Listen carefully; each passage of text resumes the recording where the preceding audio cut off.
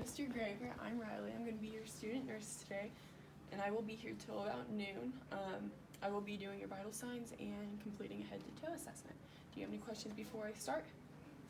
Okay. And I do complete hand hygiene before I start, right? I'm going to go ahead and do your vital signs first.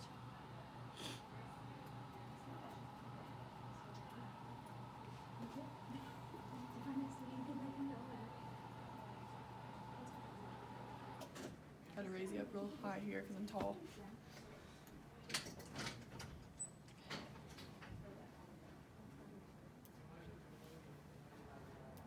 Go ahead and do your blood pressure.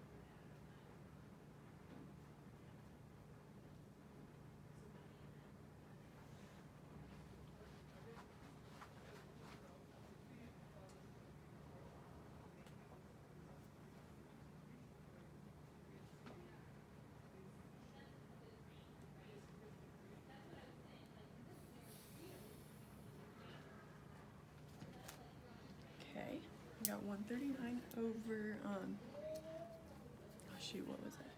139 over 91. There we go.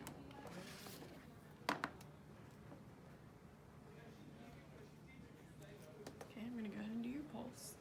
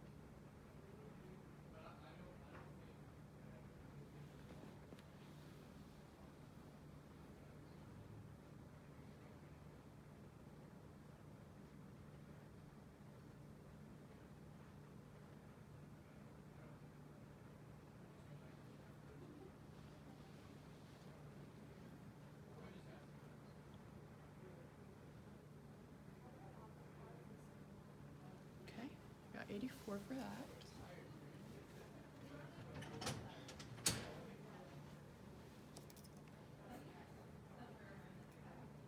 Okay, I'm gonna go ahead and listen to your, well,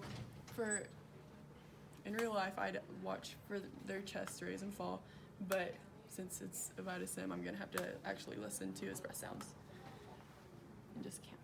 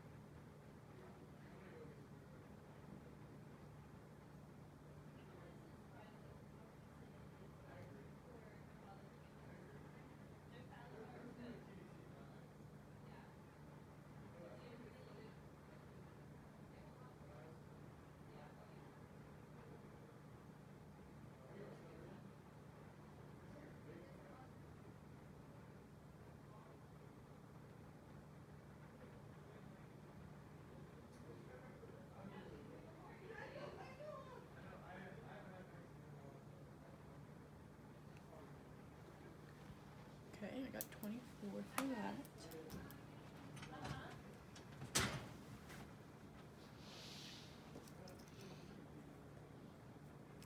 Okay, so next I'd probably do his temperature, but I can't do it on Vitasim, and then check his pulse ox, but I also can't do that. So now I'd ask about his pain, see, I'd ask on a scale from 0 to 10, 0 being the lowest and 10 being like the unbearable amount. I'd ask him how much that would be. I'd ask him where it's at, how long it's been going on, and like how specific it is, like is it a sharp pain, stabbing pain, just all those good questions.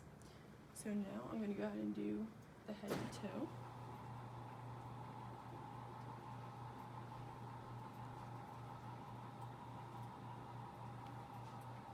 So for this, I would have gloves on for the whole thing.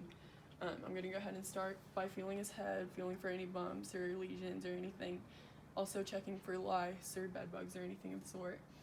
And then I move down to his eyes just to make sure that his pupils will dilate if I shine a light on them. Or I'd check to ask him if he had glasses or contacts.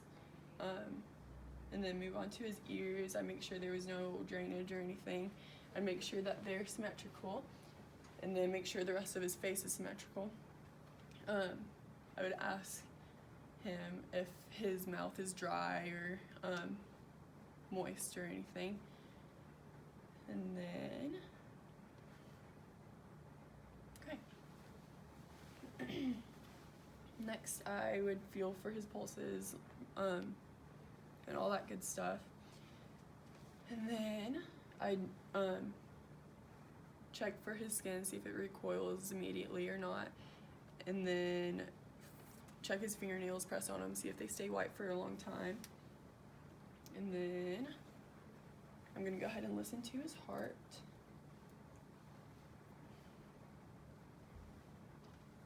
I'd listen under his gown.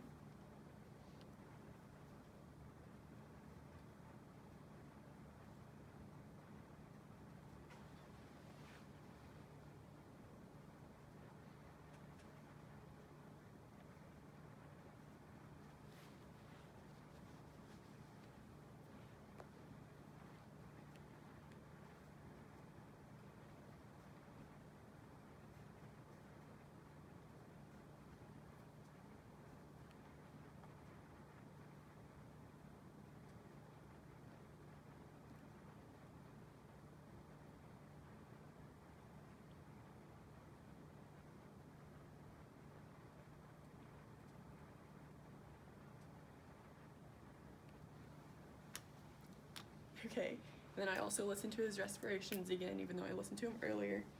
And then since this is a Vitasim, I'd listen more down here for his heart. Okay, I'm gonna go ahead and listen to his vowel sounds. There we go.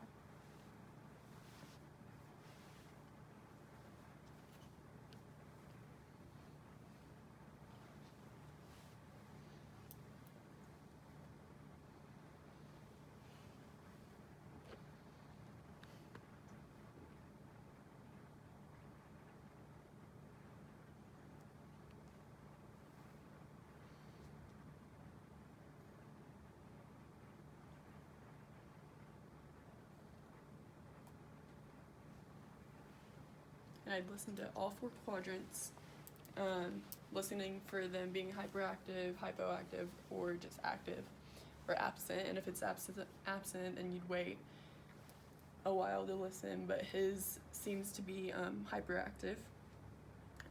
Also, I forgot to mention, I would listen to his lungs from the backside also, but since they're so heavy, I can't because it's a Vitasim. So,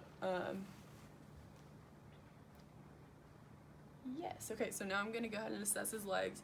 I'm going to be looking for edema and assessing all his pulses on his lower quadrant.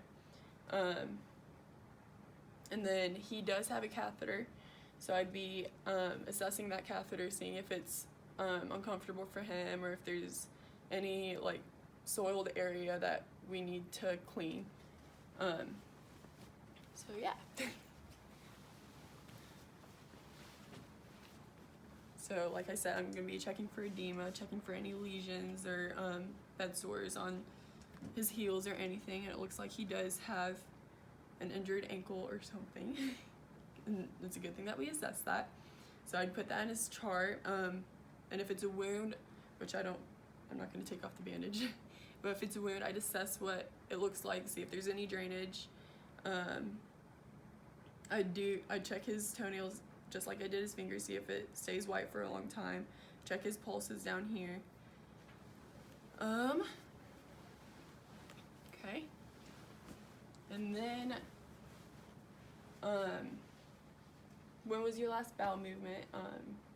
Do you have any pain with your bowel movements?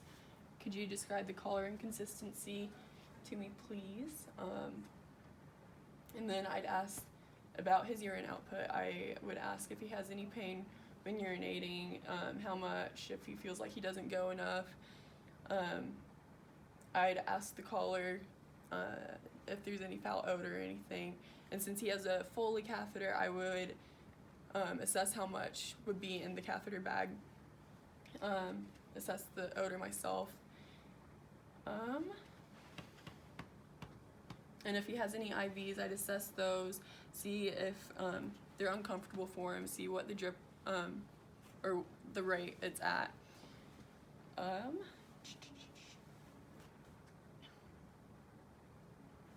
thinking.